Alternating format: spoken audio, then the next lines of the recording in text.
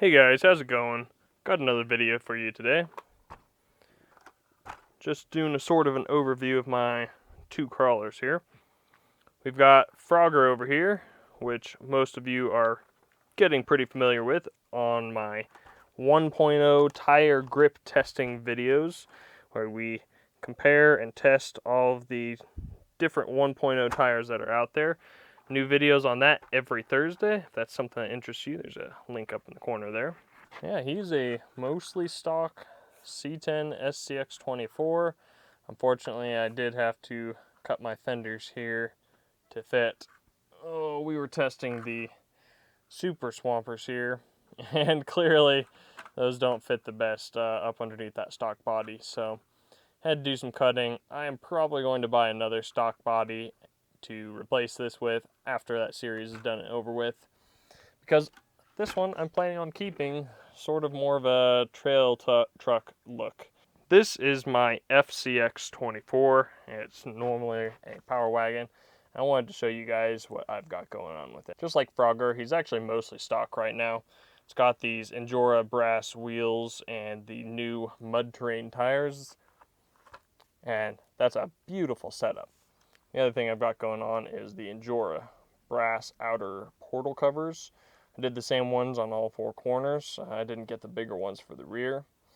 Keep it kind of even front to rear distribution, as well as just because a brass steering horn. And you also may notice in there the Endura servo. The stock servo on this guy kind of lost its mind. It was a weird way for things to fail, but that it did. Other than those components, this guy is bone stock. One of the cool things you can do with these FCX24s out of the box is you can actually take the stock shocks here. You can actually take their stock shocks, you know, pretty much like any other little micro shock, and they send you these O-rings in them.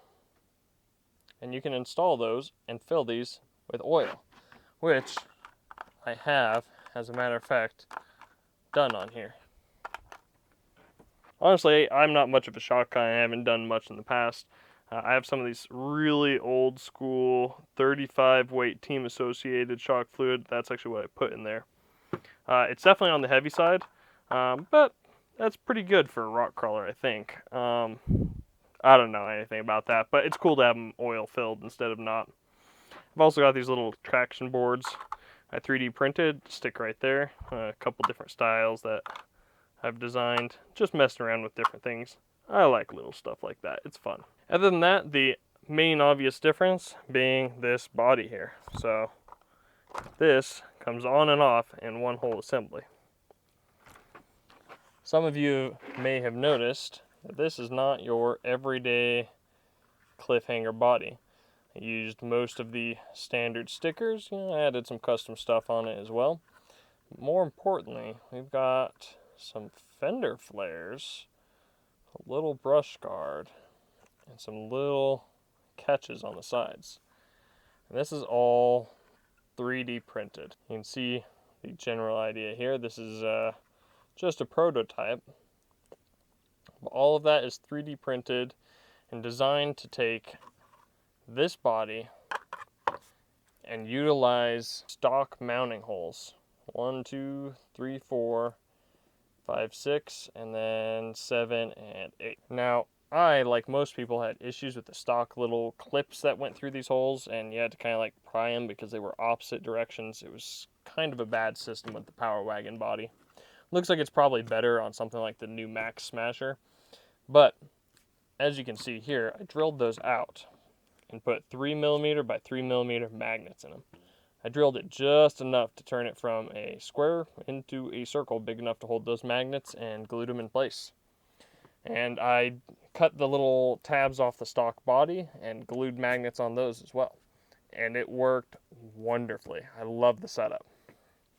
This uses the same concept, and I have pre-printed in holes on all 8 locations to utilize all of those all the way around. So when it's all said and done, you will semi-permanently attach this Lexan body onto here, which gets captured on the sides, similar to the TRX, like that, as well as the front, behind this snazzy little brush guard here.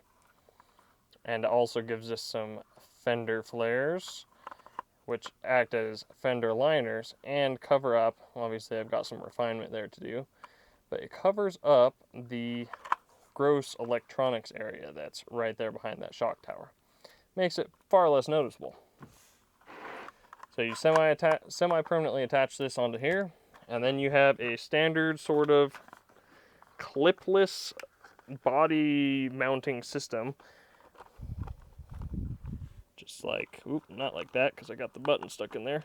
A clipless mounting system, or yeah, body pinless mounting system, just like that. And I can hot swap between this body and the stock body just like that, using nothing but magnets. It's a wonderful system. Get the body all the way out of the way, unlike the SCX with the hinging mechanism, and it's a quick, easy system. I've got to do a little bit of refinement on this. This is V2, only a prototype, but I am super excited about that system, and it's something, now that I have the base here done up, I could, or make just a base and retrofit it to work on basically any body. Some of you may be looking at all this stuff and be like, whoa, that looks like an awful lot of plastic. Isn't that a lot of weight up height?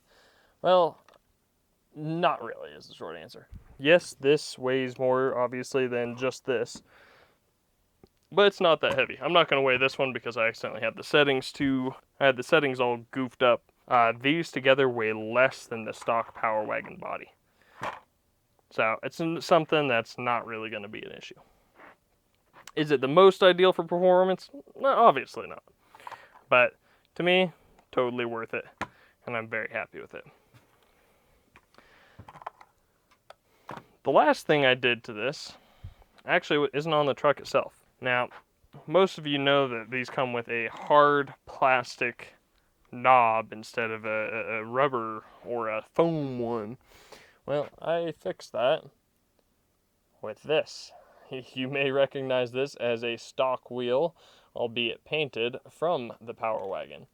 And it utilizes a, you guessed it, 3D printed adapter. Somebody designed this on Thingiverse, and I love the way it turned out. It's really nice. And even with my little wrist brace here, I can actually one-handed drive because of the added diameter. And it's really comfy, it's fun. I actually really enjoy that. That's one of my favorite things. And the other benefit, as goofy as it is, I don't like laying these down because they're kind of awkward to pick up. It's like a multi-step, like weird motion. And if you come at it from the other side, you tend to bump the trigger. So if it's on, I don't know. I just don't like it. Versus, you know, your standard pedestal style one that stands up and you just come in, you grab it, you're ready to go. With this, because of how much that's basically offset, you can set it on its nose like that now. I love it. It's the dumbest thing, but it makes me happy. I very much prefer that. But the way that it lays out is so much more comfy. I prefer that. And it's awesome. I'll link that. I'll link the 3D printed file that I got off of Thingiverse down in the description below. Somebody else designed that and I just printed it up, but big fan of it. Probably print that in black so it's not so ugly in there, but I love that. So, like I said, this has been sort of just what's on the workbench right now sort of video. We've got lots more of these 1.0 tires to test. So, like I said, link up there, link down in the description. Stay tuned every Thursday. They'll release about 3 o'clock in the afternoon for the next iteration of our tire testing videos where we compare which tires are actually the best. Thanks for watching, everybody. Hope you enjoyed hanging out with me a little bit today. I'll catch you in the next one.